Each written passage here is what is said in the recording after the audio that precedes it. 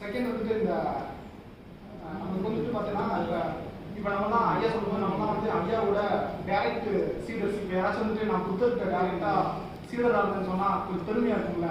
நமக்கு உண்மையிலே அந்த மாதிரி ஒரு பெருமை நம்ம வந்து நம்ம மனசுக்குள்ள இருக்கணும்னா நினச்சி பாருங்களேன். நம்மளாம் டேரக்ட் சீடர். ஒரு ஞானி முன்னாடி நம்ம உட்காந்து இது பண்ணுறதுங்கிறது கொஞ்சம் ரியலைஸ் பண்ணாலே கொஞ்சம் எனக்கு கொஞ்சம் வித்தியாசமாக ஒரு ஃபீல் இருந்துச்சு.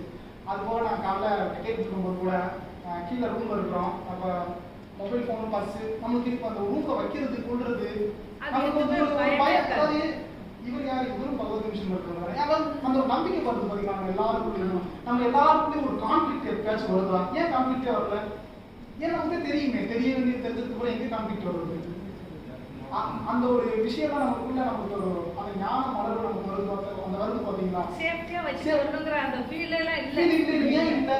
ஏன்னா அவங்களுக்கு வந்து எதுக்கு ஐயா அந்த ஒரு விஷயம் சொல்லுவாரு.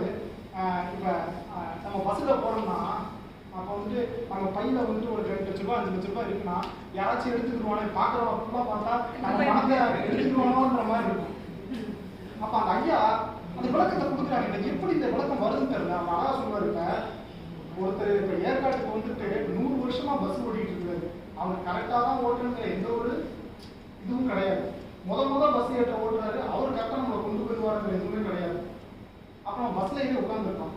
கரெக்டாக கொண்டு போவாருங்கிற ஒரு நம்பிக்கை நம்ம நினைச்சோம்னா இதை அவர் கரெக்டாக கொண்டு போறதுக்கு இல்லை. அட்லீஸ்ட் நம்ம கொஞ்சம் நிம்மதியாக இருக்கலாம். ஸோ இப்போ அந்த ஒரு இது நான் எப்படி சொல்லணும்னா அது சின்ன நியூவான்ஸ் அவர் கரெக்டாக சொல்றாங்க. இப்போ நம்ம அதெல்லாம் ஒன்றும் எடுத்துட மாட்டாங்க, நம்ம கொஞ்சம் நிம்மதியாக இருக்கிறோம். அதுக்காக வந்து நான் கவனக்குறைவாக இருக்க சொல்றது. அந்த சொல்ற விதத்துல நமக்கு வந்து சரி அதெல்லாம் பஸ் ஒழுங்காக தான் போகும். நம்ம என்ன பண்ண முடியும்? பஸ்ஸுக்குள்ள உட்காந்து இருக்க முடியும். டிரைவர் நைட்டு ஃபுல்லாக முடிச்சுக்கிட்டே இருந்தால் டிரைவர் நான் பஸ் கரெக்டாக போகணுங்கிற எந்த ஒரு உத்தரவாதம் இருக்கா? எதுவுமே கிடையாது. ஒரு சின்ன நம்பிக்கை. அப்போ நம்ம தடுமாறுற இடத்துல எங்கேயாவது போய் தடுமாறுற இடத்துல கூட நான் சொன்ன மாதிரி தான் தாட்னா வந்துட்டு போயிருக்கேன். நான் தான் அரை மணி நேரம் நினச்சிட்டு இருக்கேன். அதையும் தாட்டேன். அதுக்கு ஒரு விளக்கம் கொடுக்கும்போது ஆமாம்ல எடுத்துக்கலாமே தப்பு இல்லையே. இப்போ கடைசி சொல்லும்போது சொன்னாரு ஜீவமனுஷன் சொல்லும்போது கூட என்ன ஐயா வந்து பாசிட்டிவ் நெகட்டிவ் பேசிட்டு இருக்காரு. நம்ம தான் நினைக்கிறத ஏன் நல்லா நினைச்சா தான் இல்லை.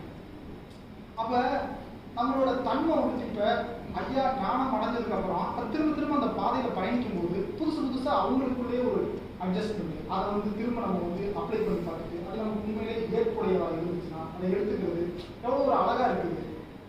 அந்த ஆனால் கரு மாறுறது இல்லை. ஆனால் கருவை சுற்றி நம்மளே வடிவமைச்சுட்டு இருக்கோம். அதனால இந்த ஒரு எப்படி சொல்றது, இந்த ஒரு புனிதம்ங்கிறது நமக்கு கிடைச்ச பொக்கிஷன் தான்.